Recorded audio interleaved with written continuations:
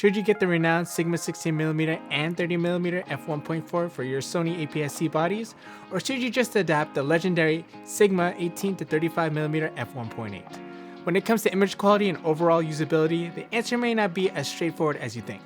Let's see what you'd be getting yourself into. Many people in the camera community recommended that if you were going to adapt a Canon lens to a Sony E-Mount camera back in the day, you were better off with the $400 Metabones adapter. Fortunately, for more than half the cost, by using a Sigma MC11 adapter with the Sigma 18 to 35mm, you can hardly tell the difference between which of these lenses are the native lens and which one is the adapted one. Normally, the adapted lens would be like an evil clone trying to replace the native lens, but man, I struggled to see which one was the real native one.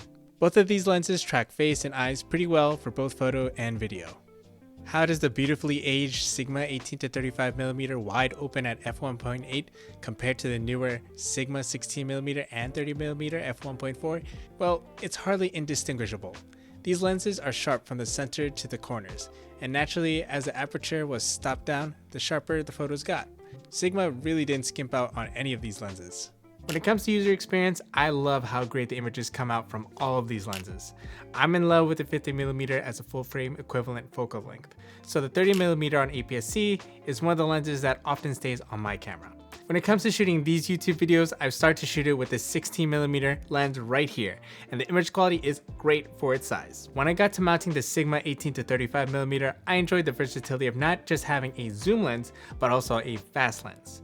When it comes to f1.4 versus f1.8, you can't really notice a difference, especially in broad daylight. As a video shooter, it was a pleasure being able to zoom in and out seamlessly while still being able to keep a constant f1.8 aperture without any fear of compromising image quality anywhere between 18 and 35mm.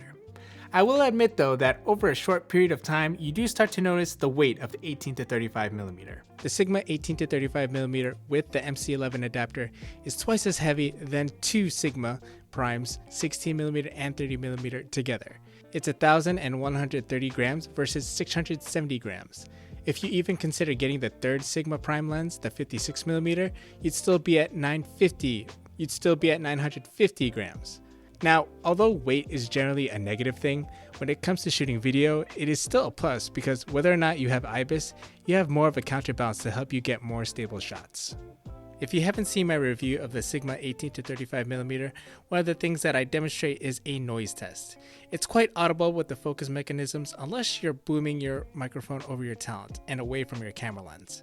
If silent autofocus is a priority, you want to go for the Sigma prime lenses for the E-Mount, which is focus by wire.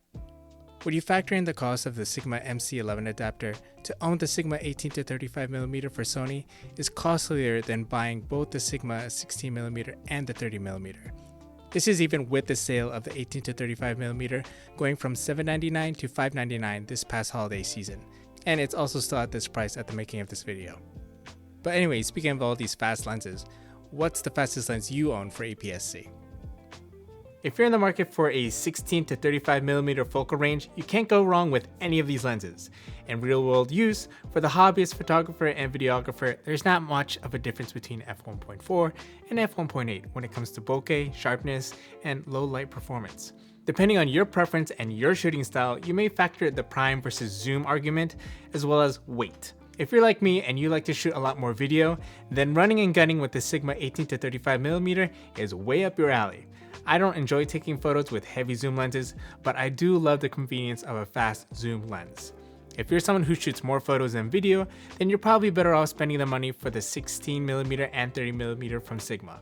It may be a bit of a hassle to switch your lenses, but you're probably going to be unbothered with the weight and enjoy your photography session, which of course is much better. Plus, if you got more room in your budget, take a look at the Sigma 56mm f1.4 to complete your Sigma trifecta. Isn't it great to just have alternative lenses to shoot with? Click over here to see video samples of the Sigma 18 to 35mm and over here for the sample for the 16mm and 30mm.